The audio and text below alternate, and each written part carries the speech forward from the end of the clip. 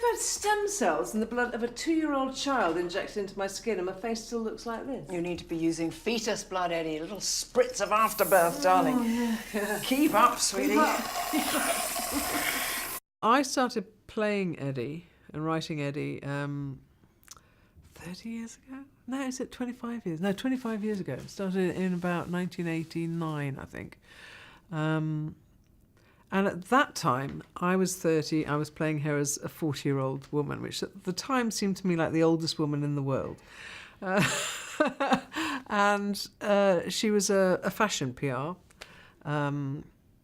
who had a very straight daughter, who had been married twice and hadn't kept a husband but had kept a best friend in Patsy, played by Joan Lumley.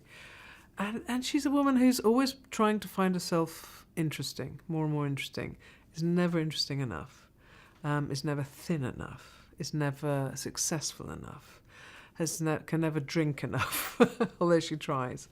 And a person who's lived a fairly selfish, outrageous lifestyle.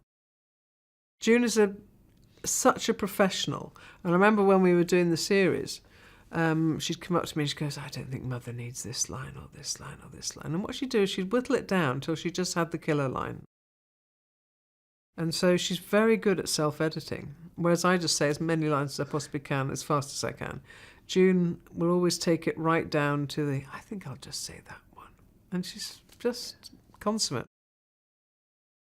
They said, well, who should play this character? And I said, well, we could try Barry Humphries. I mean, that would be my perfect. And then he read the script, loved the script. And that to me was like, well, my life is made. You know, he's such a hero. And Dame Edna just turning up for the day was unreal. Hey, we've got to get away. We've got to go now. Listen, when this is actually over, darling, will you please just remind me to go back for the boots that I just saw in Westwood window.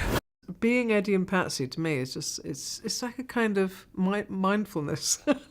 It's like if I could just do Eddie and Patsy for 10 minutes a day, I'd probably be absolutely sorted, you know, because you'd get out all that laughter and all that angst and all the things you actually want to say and never allowed to say.